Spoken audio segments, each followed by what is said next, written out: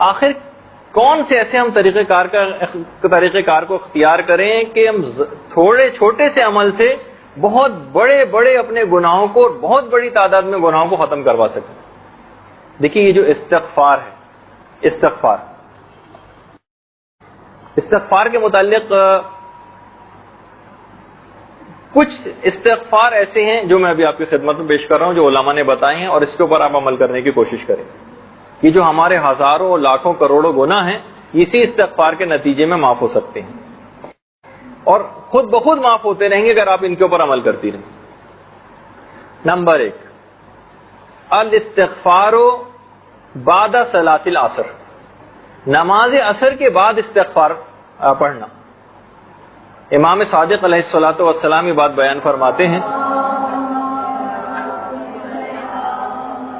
کہ جو شخص بھی نماز عصر کے بعد استغفار کو پڑھے گا اور 70 مرتبہ استغفر اللہ ربی واتوب الیہ پڑھے گا، یا صرف استغفر اللہ بھی 70 مرتبہ عصر کی نماز کے بعد، غفر اللہ لہ 700 ذنب، خدا اس کے 70,000 گناہ اسی وقت معاف کر دے گا. نماز عصر کے بعد 70 مرتبہ صرف استغفر اللہ کہنا 70,000 گناہوں کو معاف کرواتا ہے.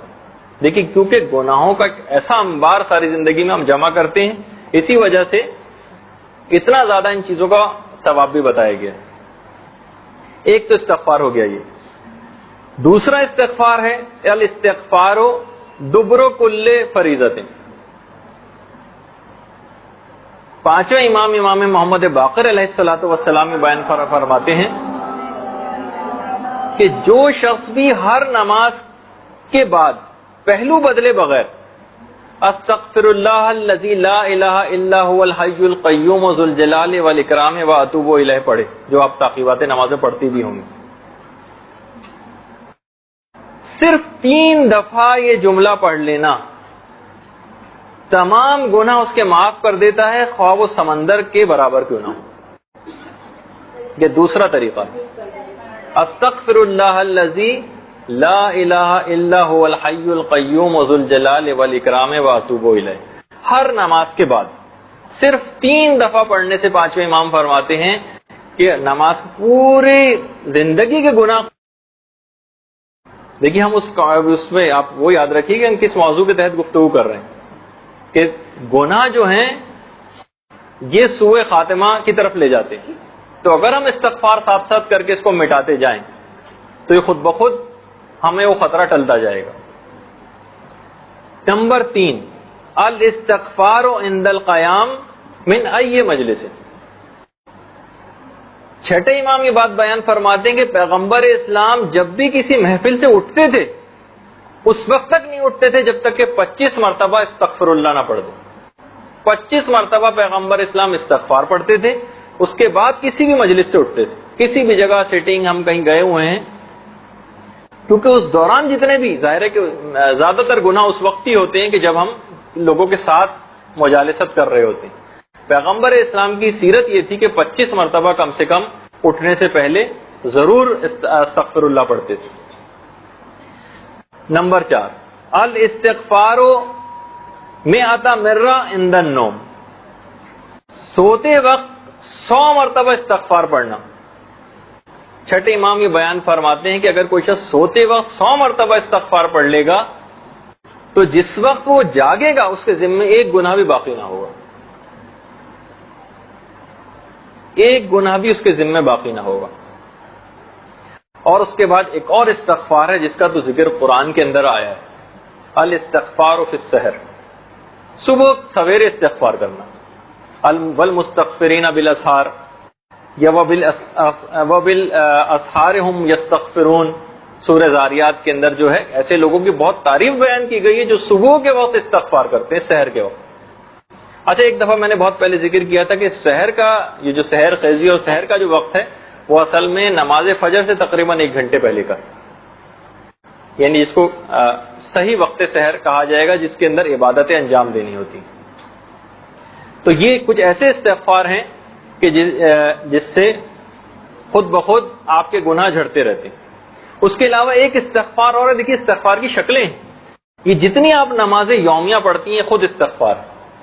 روایت میں کہ جو روزانہ 5 مرتبہ دن میں نہائے اور غسل کرے، کیا اس کے جسم پر کبھی کوئی کدورت اور گندگی اور میل باقی رہے گا؟ نہیں۔ اسی طریقے سے روحانی گندگی اور نجاستیں یہ خود بخود اگر ہم اچھے طریقے سے نماز پڑھیں اور اس کی محافظت کریں تو یہ خود بخود ہمارے ذمے جو گناہ ہوں سب معاف ہوتے رہیں گے۔ اسی اعتبار سے ایک اور استغفار ہے، وہ ہے نماز جمعہ۔ روایتوں میں ہے کہ ایک جمعہ پڑھنے کے بعد اگلے جمعہ تک، یعنی جو آپ نے پچھلا جمعہ پڑھا ہے اس سے اگلے جمعے تک جتنے بھی گناہ ہوں گے وہ سب کے سب معاف ہوتے رہتے ہیں، جمعے کی نماز صرف پڑھنے کی وجہ سے۔ اور یہی روایات غسل جمعہ کے لیے بھی آئیں کہ غسل جمعہ انتہائی اہم ترین مستحب معتبر غسلوں میں سے ایک ہے۔ اس کے علاوہ جتنی بھی نیکیاں ہیں سب استغفار ہیں، کہ خوب نیکیاں کرتی جائیے، خوب استغفار، خود بخود استغفار ہوتا رہے گا۔ ان الحسنات یذھبن السیئات، بے شک نیکیاں گناہوں کو کھا جاتی ہیں، تو جتنے بھی آپ نیکیاں کرتی چلی جائیں گی خود بخود گناہ ختم ہوتے چلے جائیں گے۔ تو دیکھیے یہ سب آپ کے سامنے یہ طریقہ کار پیش ہوئے۔ توبہ، یہ جو ہم جتنا استغفار اور توبہ کی ابھی بات کر رہے ہیں، اس کا ایک فائدہ یہ ہے کہ اس کو کرنے والا، توبہ کو بار بار انجام دینے والا، اس سے خود بخود ایک تو گناہ کم ہوتے جاتے ہیں۔ پھر وہ جو آپ آیت سنتی ہیں ان اللہ یحب التوابین، خدا محبت کرنے لگتا ہے توبہ کرنے والوں کے ساتھ۔ کلکم خطاؤن و خیر الخطائین التوابون، بے شک سارے کے سارے لوگ خطا کار ہیں لیکن خدا کے نزدیک بہترین خطا کار وہ ہے جو سب سے زیادہ توبہ کرنے والا ہے۔ تو جب آپ خدا کی محب بن جائیں گی تو ایسا شخص جسے خدا محبوب رکھنے لگے توبہ کرنے کی وجہ سے، اس کا خاتمہ کبھی بھی خراب نہیں ہو سکتا۔ تو حسن خاتمہ کی اس کے اندر بشارت ہے توبہ کے اندر۔ تو جب بھی بار بار توبہ استغفار کتنا زیادہ اس کا تذکرہ آیا ہے، اور یہ خود بخود آپ دیکھیں گے کہ صرف یہ فقط بہت سے لوگ کہتے ہیں بھئی یہ صرف تسبیحاں پڑھتے رہنا استغفار کی خالص سے کچھ نہیں ہوگا۔ کرتا کوئی اگر صرف فقط یہ بھی رہے لیکن اس کی مداومت کرے، ہمیشہ یہ کرتا رہے، تو ایک وقت ایسا ضرور آئے گا کہ وہ تمام گناہوں سے بری ہو جائے گا۔ اب آ جائیے ہم کچھ ان اعمال کا تذکرہ شروع کر دیں۔ یہ تو تھے سوء خاتمہ کی طرف لے جانے والے اعمال۔ کچھ اعمال ایسے ہیں جو خود بخود حسن خاتمہ کی طرف کھینچ کے لے جاتے ہیں۔ ایمان، چاہے ساری زندگی ہو سکتا ہے کہ کچھ گناہوں کے ساتھ بسر ہوئی ہو، لیکن حسن خاتمہ، وقت مرگ ایمان کے اوپر ہمارا خاتمہ ہو جائے، کچھ براہ راست ایسے اعمال ہیں وہ آپ کی خدمت میں پیش کر دیے جائیں۔ نمبر 1، المحافظۃ علی اوقات الصلاۃ، نمازوں کو ان کے اول اوقات میں ادا کرنا۔ یہ ایک ایسی چیز ہے کہ اگر کوئی شخص بھی نمازوں کو ان کے اول اوقات میں ادا کرے تو ملک الموت مومن کے پاس آنے کے بعد جو سب سے پہلا کام کرتا ہے وہ یہ کہ شیطان کو اس سے دفع کر دیتا ہے۔ شیطان موجود ہی نہیں رہ پائے گا۔ یہ ملک الموت کی ذمہ داریوں میں سے قرار پا جاتی ہے کہ مومن کے پاس سے شیطان کو ہٹا دے، جو شخص بھی نمازوں کو ان کے اول اوقات میں ادا کرتا۔ دیکھیے یہ جو آپ آیت پڑھتی ہیں نا، اس کی تفسیر میں چھٹے امام نے بات بیان فرمائی۔ کون سی آیت؟ فویل للمصلین، تباہی اور بربادی جہنم کا گڑھا ہے ان نمازیوں کے لیے، الذین هم فی صلاتہم ساہون، جو نمازوں میں سستی سے کام لیتے ہیں۔ چھٹے امام نے کہا کہ اس سستی سے مراد یہ ہے تاخیر الصلاۃ عن اول وقتها لغیر عذر، بلا کسی ویلڈ ریزن کے نماز میں ٹال مٹول کرنا۔ ابھی پڑھ لیتے ہیں، 1 گھنٹے بعد، 2 گھنٹے بعد، دیر کرتے جائیں، پڑھ لیتے ہیں وقت کے اندر لیکن دیر سے پڑھتے ہیں۔ امام نے کہا بلا عذر، لغیر عذر، بغیر کسی عذر کے تاخیر الصلاۃ عن اول وقت، اول وقت سے تاخیر کر کے پڑھنا، یہ اس کے اندر اس آیت کی تفسیر میں امام نے بات بیان فرمائی۔ دیکھیے ایک اور بھی بات ہے کہ اصل میں یہ جو نمازوں کو اول وقت پہ ادا کرنا جو ہے نا، یہ تعظیم حق مولا ہے۔ یہ انتہائی ادب اور شدت شوق و محبت کی علامت ہے پروردگار سے، جو شخص بھی اول وقت میں نماز پڑھتا ہے۔ اور جو بلا عذر دیر کرتا ہے، اس کے معنی ہے کہ اس کو خدا سے دلچسپی نہیں ہے۔ اور اندرونی طور پر اس کو ایک ریپلجن محسوس ہو رہی ہے، یعنی کراہیت سی ہو رہی ہے نماز پڑھتے، اس وجہ سے وہ ٹالتا ہے. تو بہرحال یہ جو آپ قرآن کی آیت بھی پڑھتی ہیں، یا ایھا الذین آمنوا لا تلھکم اموالکم ولا اولادکم، بہرحال مال اور اولاد کے اندر مشغول ہو کر ذکر خدا سے غافل ہو جانا، اس کی بڑی جاب کی وجہ سے، ملازمت کی وجہ سے، ان تمام چیزوں کی وجہ سے اپنے آپ کو پیچھے کرتے چلے جانا اور نماز کو ٹالتے جانا، یہ بہرحال اس کے اندر آ جائے گا کہ ہم نماز کے اندر سستی سے کام لے رہے ہیں. اور یہ بھی اماموں نے بہت زیادہ اس بات کی تاکید فرمائی کہ ہمارے شیوعوں کو کچھ خاص اوقات میں آزماؤ. اس میں ایک ہے نمازوں کے اوقات میں ان کو آزماؤ. جتنی وہ نمازوں کی محافظت کرتے ہیں اس سے پتہ چلے گا کہ کتنے پائے کے شیعہ ہیں. تو پہلی چیز یہ ہوئی نمازوں کو ان کے اول اوقات میں ادا کرنا. یہ خود بخود حسن خاتمہ کی طرف لے جائے گا کیونکہ شیطان کو دور کر دیا جائے گا آپ سے. اس کے بعد نمبر 2، دوام تسبیح زہرا صلوات اللہ علیہا.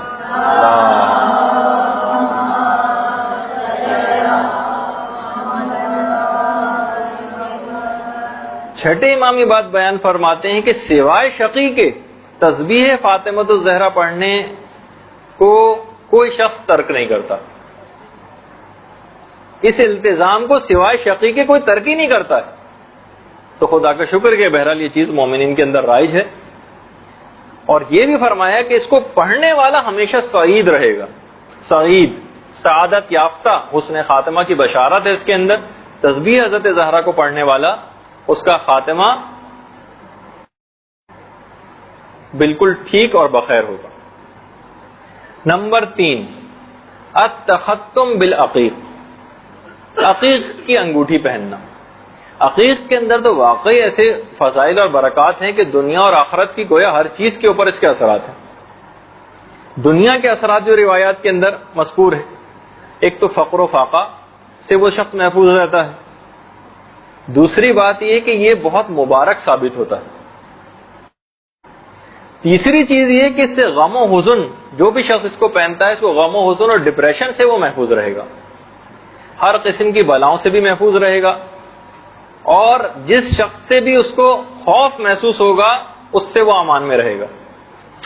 سوائے خیر کے وہ کوئی چیز نہ دیکھے گا. اور ہر سفر میں بھی امان میں رہے گا. باقاعدہ معصومین کے پاس لوگ آتے ہیں کہ مولا ہم نے فلاں جگہ ویرانے کے اندر ایک شخص کی لاش پڑی دیکھی.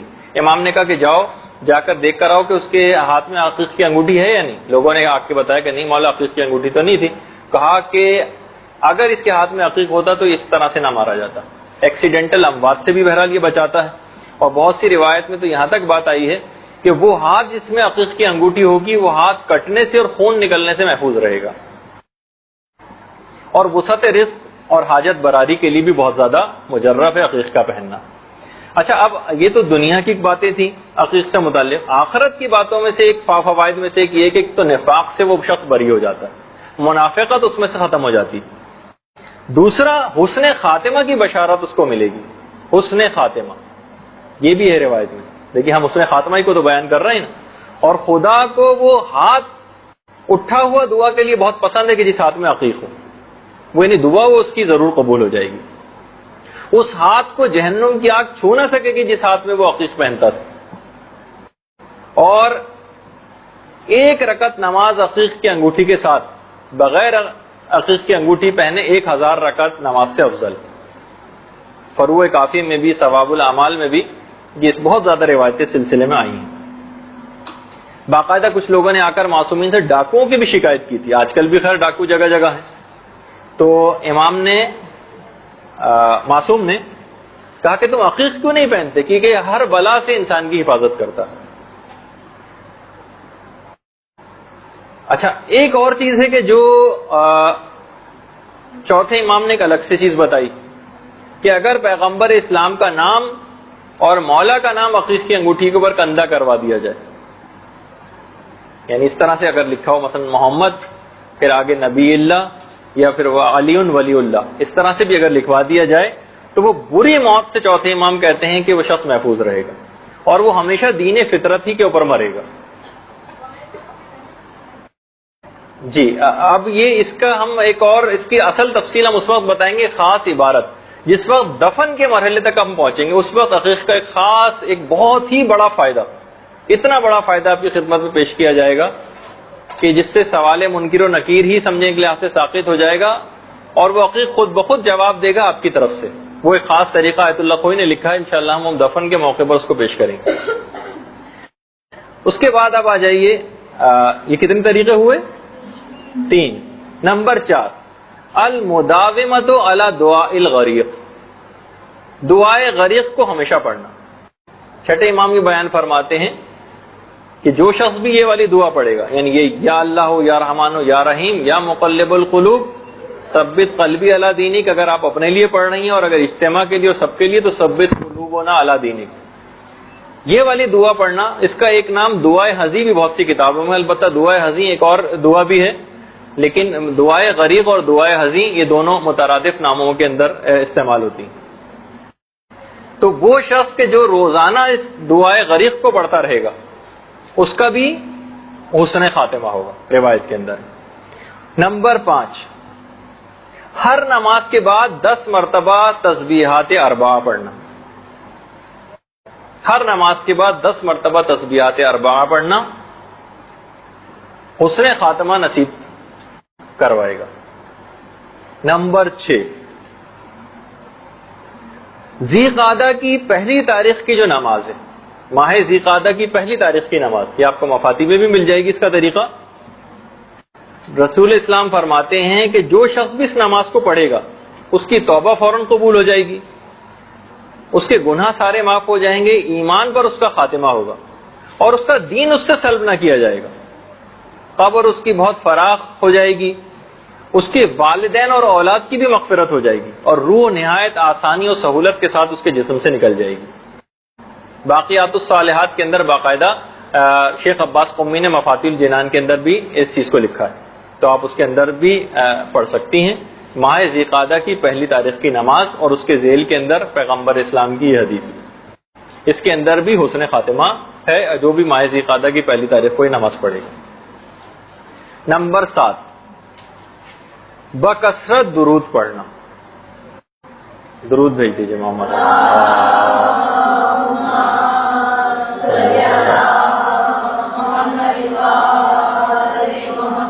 وہ واقعہ یاد کیجیے جب ہم نے حج کے سلسلے کا ایک بیان کیا تھا کہ جو ہر شخص جس میں سے وہ شخص ہر وقت درود ہی پڑھتا رہتا تھا، اس کے اندر بھی یہ بات آئی تھی کہ اس کا خاتمہ خراب ہو رہا تھا اس کے باپ کا، لیکن پیغمبر اسلام کی آواز آئی تھی کہ تو ہر وقت ہم پر درود پڑھتا تھا کثرت سے، آج اس کی جزا کا وقت آ گیا۔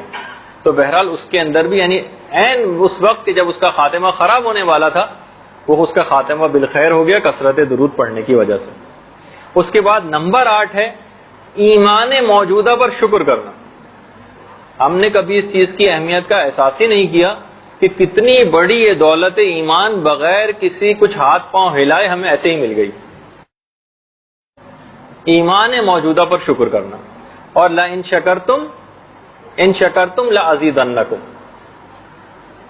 جو شخص بھی شکر کرے گا ہم اس میں اضافہ کر دیں گے، نعمت میں اضافہ، یعنی ایمان موجودہ پر جب شکر ہوگا تو خود بخود شکر کرنے کی وجہ سے ایمان میں اضافہ ہوگا، جب ایمان میں اضافہ ہوگا تو پھر حسن خاتمہ خود بخود ہی ہوگا، کیونکہ وقت مرگ جب اضافہ شدہ ایمان ہے وہ ہاتھ سے نہیں لیا جائے گا۔ اور اس کے بعد نمبر 9 وہ مشہور جو کہ دعا کے طور پر بھی ہے اور قرآن کی آیت بھی ہے، اس کو پڑھنے والا شخص ربنا لا تزغ قلوبنا بعد اذ ہدیتنا وہب لنا من لدنک رحمہ انک انت الوہاب۔ ربنا لا تزغ قلوبنا بعد اذ ہدیتنا، پروردگار ہدایت آنے کے بعد میرے دل کو نہ پھیر دینا۔ یہ قرآن کی آیت ہے باقاعدہ۔ دیکھیے یہاں بھی اس کے اندر ایک جملہ آیا ہے وہب لنا، ہمیں تو اپنی طرف سے یہ تحفہ دینا، وہب لنا۔ دیکھیے جو بھی یہ لامحدود جنت ہے نا، یہ ہمارے 50-60 سال کی زندگی کے محدود ریاضیات کا بدلہ تو نہیں بن سکتی۔ بہت ہوا تو ہمارا استحقاق اتنا بننا چاہیے تھا کہ بس 50-60 سال کی جنت ہی ہم کو مل جاتی۔ تو اس جو چند سال آپ نے انجام دی ہیں، لامحدود جنت کا استحقاق تو پیدا نہیں ہوتا۔ تو اب یہ جو بہرحال جب استحقاق پیدا نہیں ہوتا تو پروردگار کی طرف سے جو لافانی جنت ہے یہ سوائے ہبہ کے اور تحفے کے کچھ اور نہیں. جب ہی اس کے اندر اس کا جملے کا یہ بھی بات آئی ہے ہبہ. دیکھیے ہبہ جو ہبہ ہے نا یہ بدون معاوضہ ہوتا ہے، جس میں واہب اپنے یعنی جو تحفہ دے رہا ہے وہ اپنے غیر متناہی کرم سے جتنا چاہے دے دے، اس پہ کوئی روک ٹوک نہیں. اور پھر آخر میں یہ بھی کہا انکا انت الوہاب، آخر تم کو یہ ہبہ مانگنے کا حق کہاں سے پیدا ہوا؟ اس وجہ سے پیدا ہوا کہ ہم وہاب ہیں، ہم بڑے سخی داتا اور بخشش کرنے والے ہیں، اس وجہ سے تم کو یہ حق پیدا ہوا.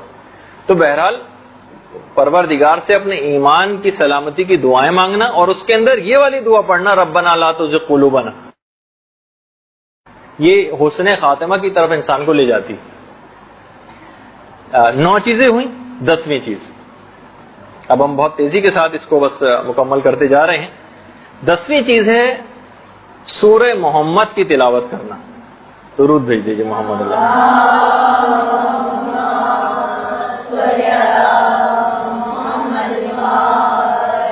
چھٹے امام یہ بات بیان فرماتے ہیں کہ جو شخص بھی سورہ محمد کی تلاوت کرے گا وہ مرتے وقت ہر قسم کے شک اور ریب سے بری ہو جائے گا. یعنی شکوک و شبہات کی دنیا سے وہ شخص نکل جائے گا اور بالکل حالت یقین میں اس کا خاتمہ ہوگا، اور مرتے وقت وہ شخص کفر اور شرک سے محفوظ ہو جائے گا. یہ ایک چیز ہے تلاوت سورہ محمد. اس کے علاوہ جو 11ویں چیز ہے وہ ہے تلاوت سورہ ہمزہ. ویل لکل ہمزۃ لمزہ.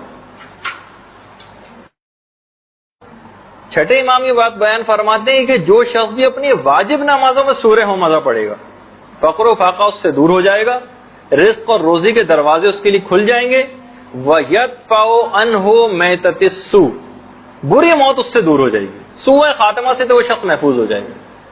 نماز واجب میں سورہ ہمزہ کی تلاوت کرنا.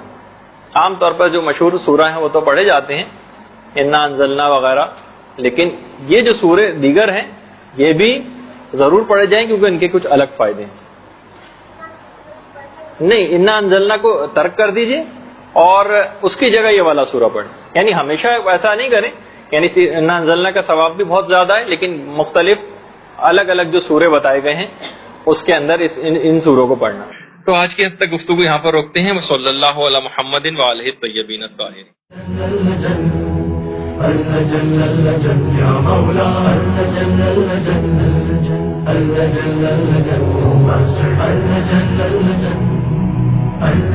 يا صاحب السماء